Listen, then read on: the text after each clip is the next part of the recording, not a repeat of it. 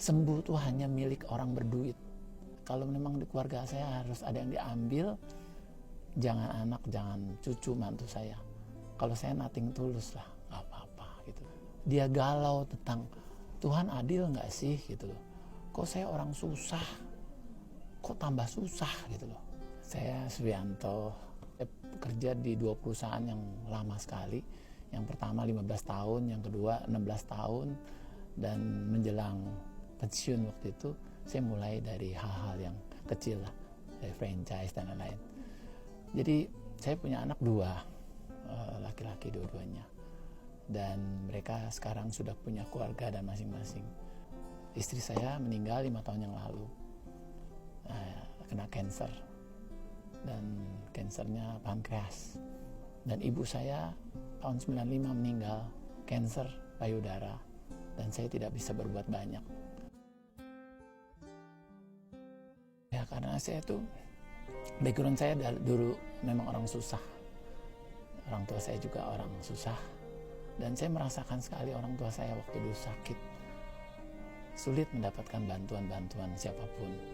Dan saya melihat betapa beratnya kalau menanggung orang sakit dalam satu keluarga. Jadi satu orang sakit, rasanya satu keluarga merasakan sakit semuanya.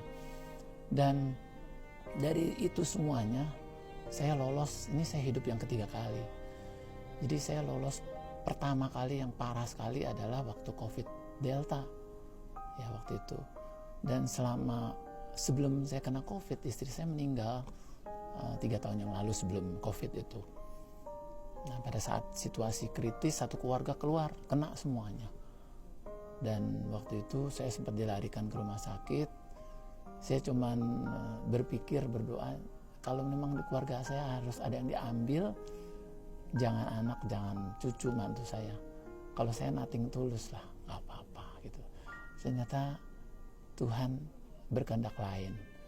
Dan saya diizinkan kembali meneruskan. Impian saya yang terakhir adalah saya kepengen bangun panti jompo. Kemudian selang setengah tahun setelah itu, usus buntu saya pecah. Dan pada saat itu, saya cuma merasakan bahwa Tuhan mau kasih berkat saya apa lagi nih. Berkat pertama yang saya dapat adalah waktu saya lolos dari COVID. Keluar dari rumah sakit, saya dirawat 2 mingguan. Teman saya ngasih tahu, mau cepat pulih, minumlah superfood ini. Ya kan, maka saya minumlah. Dan benar ternyata memori saya hilang waktu itu, keluar dari rumah sakit saya hilang. Dan saya bisa kembali pulih. Selama 2 kali rumah sakit seperti itu, saya nggak berpikir bahwa saya ini minta tolong cepat-cepat sembuh atau apa, enggak. Saya cuma berpikir bahwa di balik ini ada berkat. Setiap kali ada di balik derita ada berkat. Itu yang saya ingat. Kemudian saya tiap hari kalau dengar orang sakit, saya sambil merenung ya selama sakit itu, bahwa saya yakin semua orang percaya adanya Tuhan. Dan orang-orang itu yang menderita sakit, saya nggak mau mereka itu di titik-titik terendah dia galau tentang Tuhan adil nggak sih gitu loh. Kok saya orang susah, kok tambah susah gitu loh. Orang susah nggak mampu, kok ada sakit ini dan itu gitu loh. Jadi waktu itu saya bisa membayangkan bahwa orang yang miskin, orang yang susah itu kegalauan di titik-titik itulah saya pikir saya harus berbuat sesuatu. Karena saya berpikir jangan sampai mereka yakin tentang bahwa Tuhan itu nggak ada. Tuhan itu nggak adil. Saya sudah mengenal produk yang luar biasa ini. Jadi saya merasa bahwa sekarang saya punya senjata. Dulu ibu saya meninggal, saya nggak bisa berbuat apa-apa, dia kena cancer.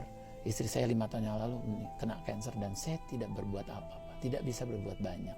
Kalau kita nggak melakukan sesuatu, kita ikut berdosa. Saya merasa saya ikut berdosa, ikut mengamini kegalauan dia bahwa Tuhan itu tidak adil dan Tuhan itu tidak ada. Makanya saya datang. Saya nggak tahu apa yang harus saya lakukan, tapi saya bawa alat kuantum itu. Kemana-mana saya bawa. Dan seadanya yang ada dalam tas saya, lakukan sesuatu untuk dia. Jangan sampai anggapannya mereka bilang bahwa sembuh itu hanya milik orang berduit. Sembuh itu hanya orang yang mampu baru bisa sembuh. Ya, buat orang-orang yang memang merasakan bahwa oh itu bukan urusan saya begitu kan ya, itu kan pasti ada orang lain lah yang bisa begitu. Menurut saya sih ya itu memang nurani hati masing-masing ya. Menurut saya sayang sekali kalau ada kesempatan kita lakukan meskipun hal kecil, kalau kita lakukan dengan cinta yang besar, itu berarti buat dia. Terhadap orang kecil dia nggak menuntut yang besar-besar, dia cuma kepengen tahu bahwa adakah kasih, adakah Tuhan, adakah keadilan. Jadi kita melakukan hal yang kecil buat dia berarti sekali kok. Kita nggak usah pamrih lah, Tuhan nggak pernah utang sama manusia. Ya, kita nggak usah minta pamrih sama manusia. Tuhan yang akan membayar semuanya.